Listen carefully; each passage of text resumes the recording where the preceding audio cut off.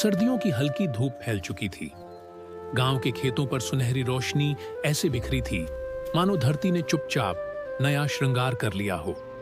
आज मकर संक्रांति थी, वह दिन जब सूर्य देव उत्तरायण होते हैं और हर दिल में नई उम्मीदें जाग उठती हैं।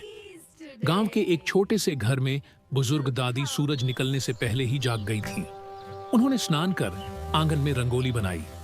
रंगोली के बीच में सूरज की आकृति थी, जिसके चारों ओर तिल और गुड़ के छोटे छोटे ढेर सजे थे। रसोई से तिल के लड्डुओं और गुड़ की खुशबू पूरे घर में फैल गई।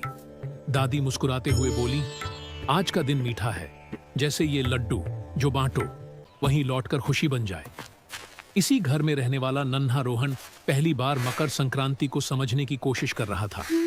उसने दादी से पूछा, दादी, आज सब पतंग क्यों उड़ाते हैं?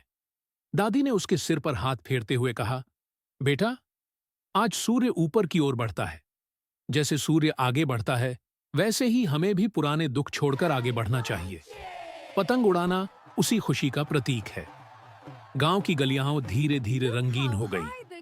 छतों पर बच्चे पतंगें लिए खड़े थे, लाल, पीली, हरी और नीली। ढोलक की थाप और लोकगीतों की आवाज हवा में तैर रही थी। कहीं तिल गुड़ गया, घोड़ घोड़ बोला कि मधुर धुन सुनाई दे रही थी।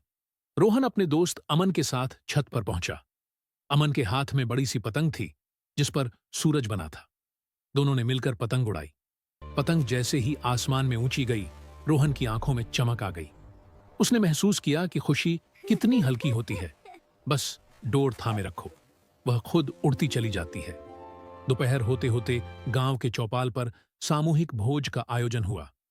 किसान अपने खेतों की नई फसल का प्रसाद लेकर आए। बाजरे की रोटी, खिचड़ी, तिल गुड़ और मूंगफली सब मिलकर मेहनत का स्वाद बन गए थे। बूढ़े किसान रमेश काका बोले, इस फसल में हमारी मेहनत है, बारिश की दुआ है और धूप का आशीर्वाद है। सबने मिलकर सूर्यदेव को नमन किया। उसी समय रोहन ने देखा कि गांव के किनारे रहने वाली बूढ़ी अम्मा अकेली बैठी हैं। वह धीरे से उनके पास गया और तिल का लड्डू देते हुए बोला, अम्मा, आज मकर संक्रांति है। अम्मा की आंखें भर आईं। उन्होंने कहा, बेटा, आज सच में सूर्य मेरे घर भी आ गया। शाम ढलते ही आसमान सुनहरा हो गया।